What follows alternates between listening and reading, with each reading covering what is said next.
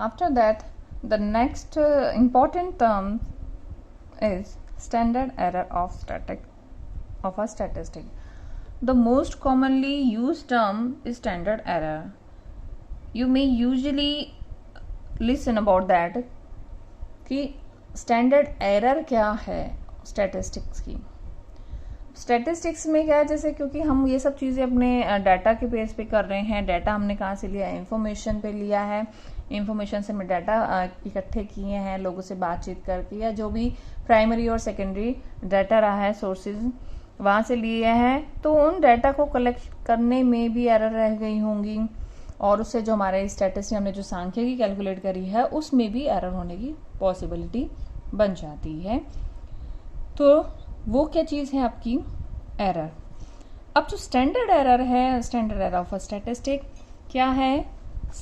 The standard deviation of a sampling distribution of a statistic is known as the standard error of statistic.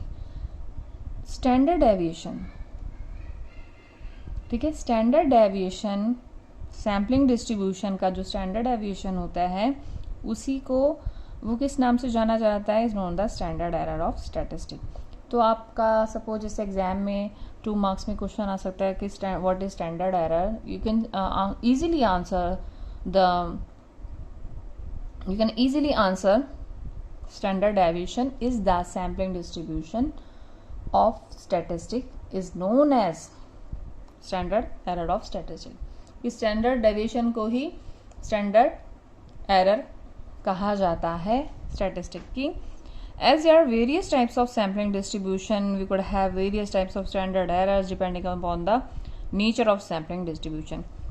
कि generally इसको जाना जाता है, पर इसी तरह के कई सारे सैम्पलिंग डिस्ट्रीब्यूशन है और डिपेंड करते हैं नेचर ऑफ सैम्पलिंग डिस्ट्रीब्यूशन. तो अलग अलग तरह की एरर टाइम पे जनरेट होती रहती हैं, उत्पन्न होती रहती हैं. The standard deviation of a sampling distribution of mean is called the standard error of the mean. अब स्टैंडर्ड डेविएशन, अब यहाँ देखिए कि आपका जो एरर है वहां पर सब डेविएशन से चलेगा. Standard deviation of sampling distribution अगर मीन से निकाल रहे हो तो वो क्या कहा जाएगा? Is called the standard error of the means. In sampling theory, instead of using the term standard deviation for measuring variation, we use a new term called standard error of mean. तो हम standard deviation ना कहकर उसको क्या बोल सकते हैं? Standard error of mean, क्योंकि हम मीन से निकाल रहे हैं. इसी तरह the standard of error of a mean measure the extent to which the sample mean differ from the population mean. अब एरर निकाल रहे हैं हम, क्योंकि हम मीन से निकाल रहे थे, तो हमने क्या देखा? Standard error of a mean क्या हो सकती है? मीन कैसे मेजर करोगे? एक्सटेंड टू विच, जितनी दूर तक, extend to which the sample mean अलग है आपके पॉपुलेशन मीन से. ठीक है. दस the basic difference between the standard deviation and the standard error of a mean is that the former measure the extent to which the individual item differ from the central value of the, and the later measure the extent to which individual sample mean differ from the population mean. Okay, like the standard error of the means, we could have standard error of the median, standard deviation, proportion and the variance. Same है, जैसे mean के साथ है तो ऐसे आपका median के साथ भी हो सकती है, स्टैंडर्ड डेविएशन के साथ भी हो सकती है, प्रोपोर्शन के साथ भी हो सकती है, वेरिएंस के साथ भी आपकी स्टैंडर्ड एरर हो सकती है. उसके बाद है यूटिलिटी ऑफ स्टैंडर्ड एरर की. कहाँ यूटिलिटी क्या है स्टैंडर्ड एरर की? कि जो स्टैंडर्ड एरर है is used in a large number of problems which has discussed as follow. Used in a large number of problems which are discussed as follow. First is reliability of sample. The sample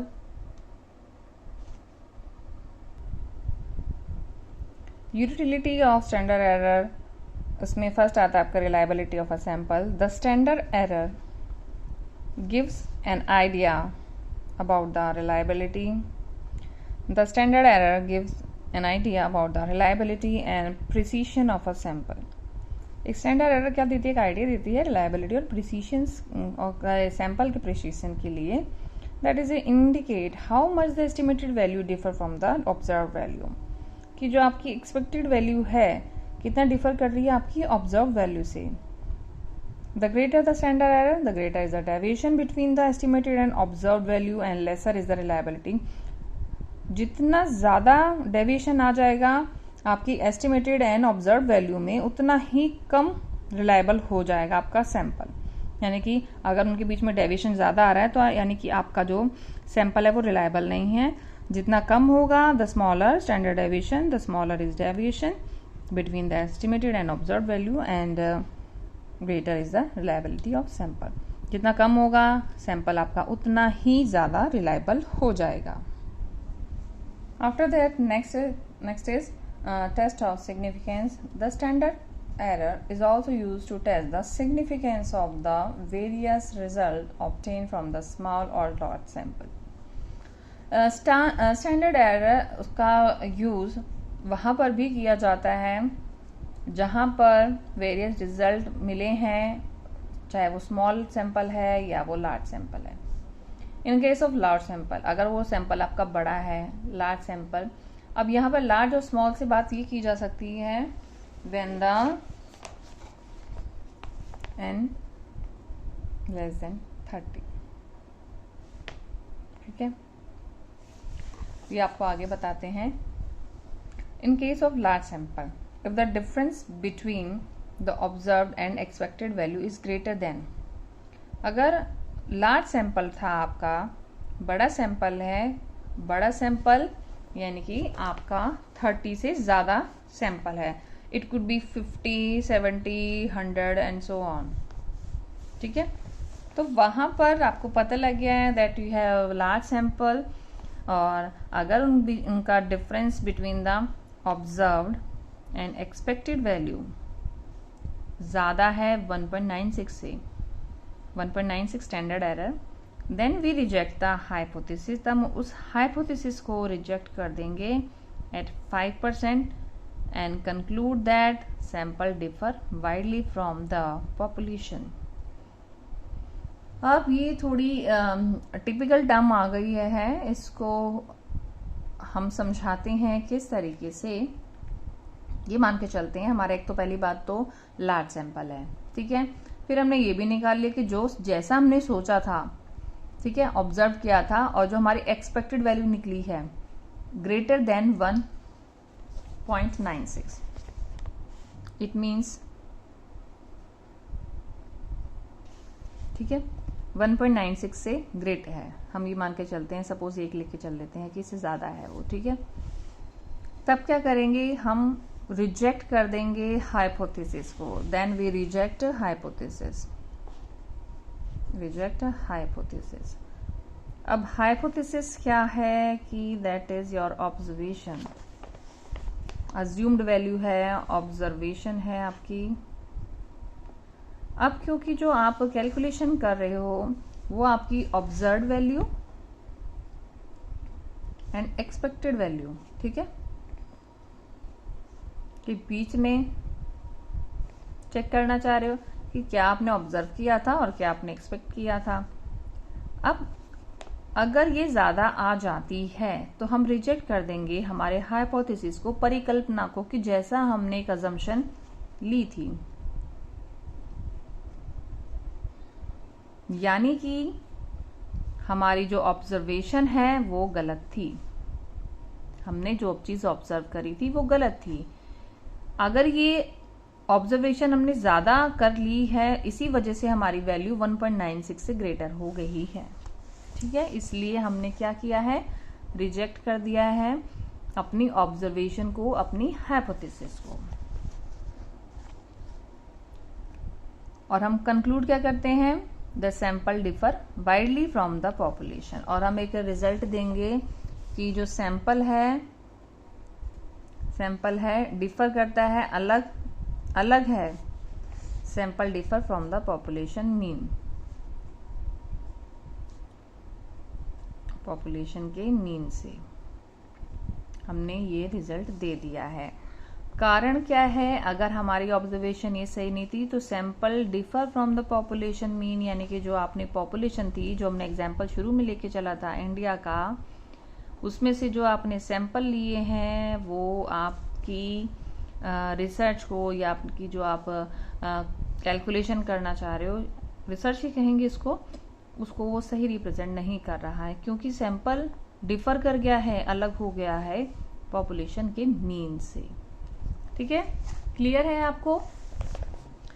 after that, but if the difference between the observed and expected value is greater then 2.558 standard error, then we reject the null hypothesis at 1% and conclude that the sample differ widely from the population. देखिए दोनों ही इस तरह से दे रखे हैं कि आपने जो क्या किया है, एक्सपेक्टेड वैल्यू, ठीक है, यहां पर क्या था कि अगर ये 1.96 की जो स्टैंडर्ड एरर दे रखी है, स्टैंडर्ड एक जैसे कि पॉसिबिलिटी है गलत होने की तरह से, ठीक है, कि अलग ले लिया हमने, गलत ले लिया है, स्टैंडर्ड एरर 1.96 से ज्यादा है, तब हमने क्या किया है, then we reject hypothesis at 5%। 5% का मतलब ये है कि 95% तो सही होने के चांसेस थे और 5% एरर होने के चांसेस थे, एरर होने के चांसेस थे। ठीक है, इसीलिए जो हाइपोथेसिस था वो 5% पे था। सेकंड केस, ये तो था आपका फर्स्ट केस।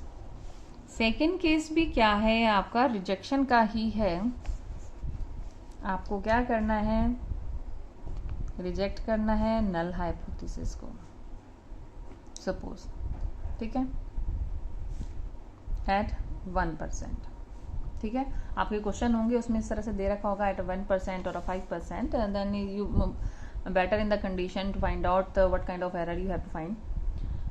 तो रिजेक्ट नल हाइपोथेसिस एट 1%, इसमें क्या करना है कि वही सेम आपकी ऑब्जर्व्ड फ्रीक्वेंट, आपकी जो ऑब्जर्व्ड एंड एक्सपेक्टेड वैल्यू है ग्रेटर देन, ठीक है, ऑब्जर्व्ड एंड एक्सपेक्टेड वैल्यू, दोनों ही observed and expected value is greater than 2.58।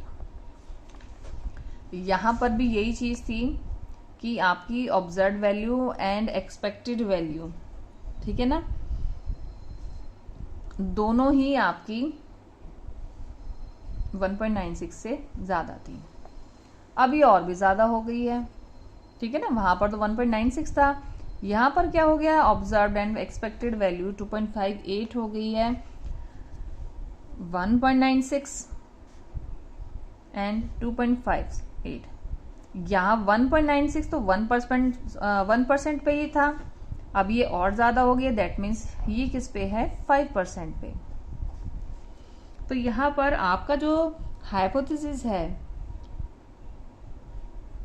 if the difference between observed and expected value is greater than 2.58, then we reject कर देंगे हम null hypothesis को at 1%। ठीक है, सॉरी यहाँ पे रिवर्स लिख दिया गया है, 1.96 था वो 5% पे था, और ये जो है वो हमारा 1% पे है। ठीक है, तो hypothesis at 1% and conclude that the sample differ widely from the population. Same result आएगा क्योंकि हमने दोनों ही केसेस में अपने हाइपोथेसिस को, जो हमारी एजम्पशन है वो हमारी सही नहीं बैठी है। यहाँ पर भी हमने रिजेक्ट कर दिया था अपने हाइपोथेसिस को, ठीक है, 5% पे ज्यादा थी। यहाँ पर भी हमने अपने नल हाइपोथेसिस को रिजेक्ट कर दिया है, यहाँ पर ये 5% है और सॉरी 1%। ठीक है, देखिए इसमें बहुत ज्यादा कंफ्यूज नहीं होना, क्योंकि जो आपके जो क्वेश्चंस हैं उसमें आपका लिखा हुआ आएगा स्टैंडर्ड, यहीं पर लिख देती हूँ मैं आपको नीचे से, आई थिंक आपको नहीं दिख रहा, स्टैंडर्ड एरर एट 5% और 1% सपोज। ठीक है, दोनों आपको निकालनी है तो 5% वाला आपका क्या है 1.96। जब आप क्वेश्चन करोगे you will enjoy about questions कि बहुत इंटरेस्टिंग है, बहुत अच्छे क्वेश्चन हैं और आपको कहीं मुश्किल नहीं आएगी इनको समझने में। मैं बहुत बेसिक चीज़ें बता दूंगी जिससे आपको वो बहुत इजीली समझ में आ जाएंगी। और यहाँ 1% वाला जो था यहाँ पर 2.58, ठीक है। तो आपकी ऑब्जर्व एंड एक्सपेक्टेड अगर इससे ज़्यादा है तो आप रिजेक्ट कर दोगे और अगर इससे ज़्यादा है तो भी आप रिजेक्ट कर दोगे अपने नल हाइपोथेसिस को। तो ये था आपका यूटिलिटी ऑफ स्टैंडर्ड एरर। इसके बाद है, छोटा सा है पर क्योंकि वीडियो काफ़ी बड़ी हो रही है तो आपको नेक्स्ट वीडियो में हम उसको समझाएंगे।